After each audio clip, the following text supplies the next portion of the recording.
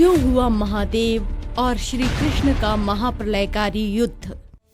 प्रिय भक्तों, महादेव जो तीनों लोकों के स्वामी हैं, समस्त सृष्टि जिनके समक्ष नतमस्तक होती है, जो देवों के देव आदि और अनंत हैं और जो स्वयं महादेव के आराध्य हैं, वो श्री हरि नारायण के अवतार प्रभु श्री राम है। और श्री हरि नारायण अपने हृदय में जिनका सदा जाप करते हैं, वो प्रभु महादेव हैं। दोनों ही एक दूसरे के परम भक्त और आराध्य हैं। एक सृष्टि के पालनहार तो दूसरे इस सृष्टि के स्वामी हैं। परंतु क्या हो यदि सृष्टि के पालनकर्ता और सृष्टि के स्वामी के बीच ही भयंकर युद्ध छिड़ जाए। आज हम जानेंगे एक ऐसे ही युद्ध के संदर्भ में जो प्रभु महादेव और श्री हरि नारायण के अवतार प्रभु श्री कृष्ण के बीच हुआ। ऐसा क्या कारण था कि महादेव और श्री कृष्ण को एक दूसरे के समक्ष युद्ध लड़ना पड़ा, और क्या हुआ उस युद्ध का परिणाम, तो आइए जानते हैं। पौराणिक कथाओं के अनुसार दैत्यराज बलि का पुत्र बाणासुर महादेव का परम भक्त था। वो अपने बाल्यकाल से ही अत्यधिक बलशाली था, परंतु उसकी इच्छा थी कि वो सर्वशक्तिमान हो। अपनी इस इच्छा को पूर्ण करने के लिए उसने अनेकों वर्षों तक महादेव की कठोर तपस्या की। वो दिन रात एक डट होकर महादेव की तपस्या में लीन रहा। महादेव उसके इतने कठोर तप को देखकर अत्यंत प्रसन्न हुए और बाणासुर के समक्ष प्रकट हुए। आंखें खोलो बाणासुर, तुम्हारी तपस्या सफल हुई।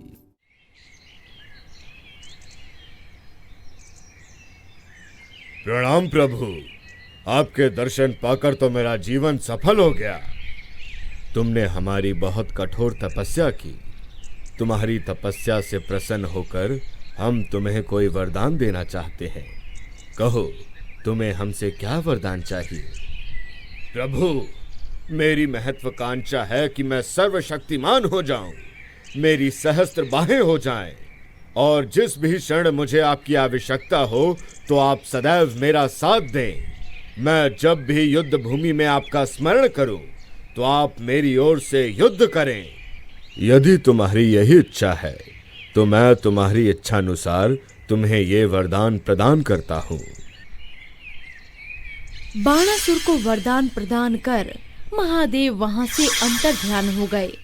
महादेव से वरदान पाकर बाणासुर को अपनी शक्तियों पर अत्यधिक अहंकार हो गया। महादेव द्वारा सहस्त्र बाहु का वरदान पाकर बाणासुर सहस्त्र बाहु भी कहलाया। पौराणिक कथाओं के अनुसार बाणासुर की पुत्री उषा और श्री कृष्ण के पौत्र अनिरुद्ध एक दूसरे से अत्यंत प्रेम करते थे।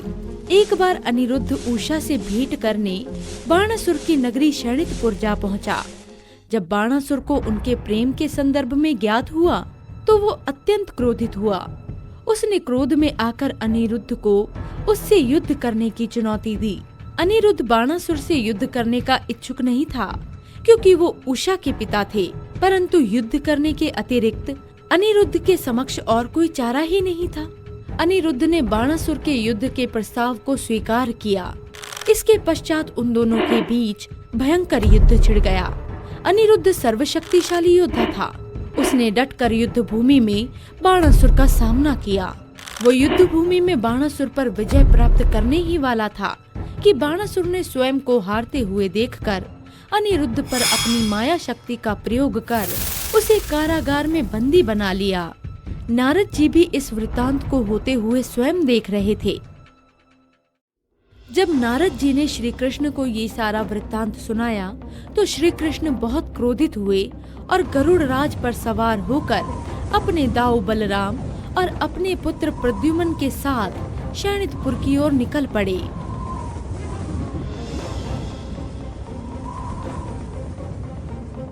जब बाणासुर ने श्री कृष्ण को शरणितपुर की ओर आते हुए देखा तो वो महादेव का ध्यान करने लगा।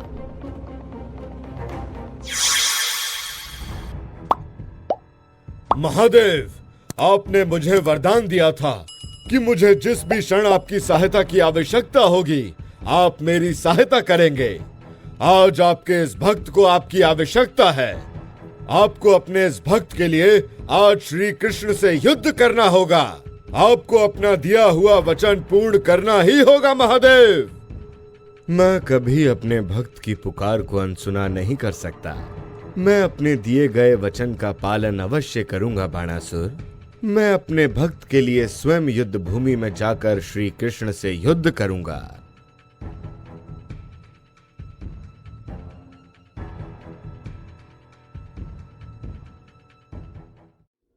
महादेव, युद्ध का आरंभ कीजिए। अपने भक्त को दिए वचन से बाधित होकर महादेव श्री कृष्ण के साथ युद्ध आरंभ करते हैं और दोनों की सेनाओं के बीच भी भयंकर युद्ध छिड़ जाता है।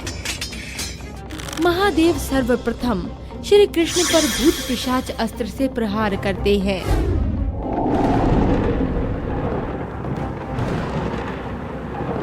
महादेव के प्रहार के उत्तर में श्री कृष्ण भूत पिशाच अस्त्र की काट करने के लिए धर्मास्त्र का आवाहन करते हैं।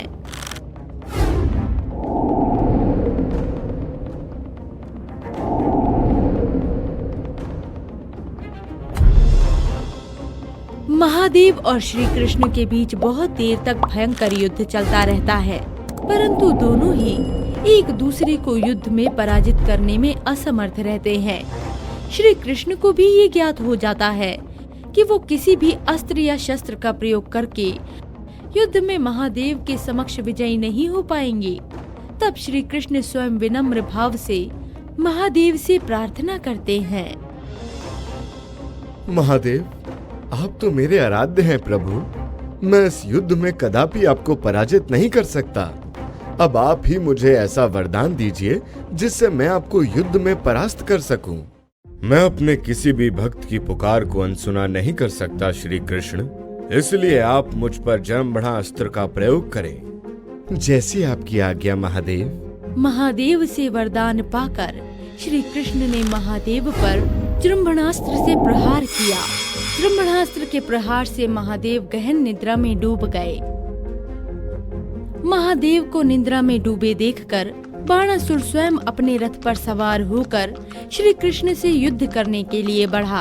तत्पश्चात बाणासुर और श्री कृष्ण के बीच भयंकर युद्ध छिड़ गया। बाणासुर ने अपने सहस्त्र बाहों से श्री कृष्ण पर सहस्त्रों प्रहार किए, परंतु श्री कृष्ण ने मात्र अपने एक बाण से ही उसके सभी अस्त्रों शस्त्रों को नष्ट कर दिया और अपने सुदर्शन चक्र से उसकी 996 भुजाओं को काट डाला। वो युद्ध भूमि में श्री कृष्ण के समक्ष बहुत कमजोर पड़ गया। तब श्री कृष्ण ने अपने सुदर्शन चक्र से बाणासुर की गर्दन पर प्रहार किया। उसी क्षण महादेव भी अपनी निद्रा से जाग उठे और उन्होंने श्री कृष्ण के सुदर्शन चक्र को रुकने की आज्ञा दी। महादेव की आज्ञा पाते ही सुदर्शन चक्र अपने स्थान पर स्थिर हो गया। श्री कृष्ण, बाणासुर मेरा भक्त है और उसके प्राणों की रक्षा करना मेरा दायित्व है, इसलिए मैं आपसे निवेदन करता हूँ कि आप बाणासुर को क्षमा कर उसे जीवन दान दे दीजिए। जैसी आपकी आज्ञा महादेव। मुझे क्षमा कर दीजिए प्रभु। मैं अपनी शक्ति के अहंकार में आकर अंधा हो गया था। अपने अहंकार की वजह से मैंने महादेव को आपसे युद्ध करने के लिए विवश किया। मुझसे घोर पाप हुआ है। आप कृपया कर मेरे पापों के लिए मुझे क्षमा करें। तुमने अपना हृदय पवित्र कर हमसे क्षमा याचना की है, इसलिए हम तुम्हें तुम्हारे किए गए पापों के लिए क्षमा करते हैं। श्री कृष्ण से क्षमा पाकर बाणासुर अनिरुद्ध को बंदी गृह से मुक्त कर देता है। बाणासुर, हमारा पौत्र अनिरुद्ध और आपकी बेटी उषा एक दूसरे से सर्वाधिक प्रेम करते हैं, इसलिए हम अनिरुद्ध से विवाह हेतु आपकी बेटी का हाथ मांगते हैं। प्रभु, अनिरुद्ध से विवाह करना तो मेरी पुत्री का सौभाग्य होगा। अपनी भूल को स्वीकार कर बाणासुर अपनी पुत्री का विवाह अनिरुद्ध के साथ तय कर देता है और अपने अहंकार का त्याग कर श्री कृष्ण का भक्त बन जाता है।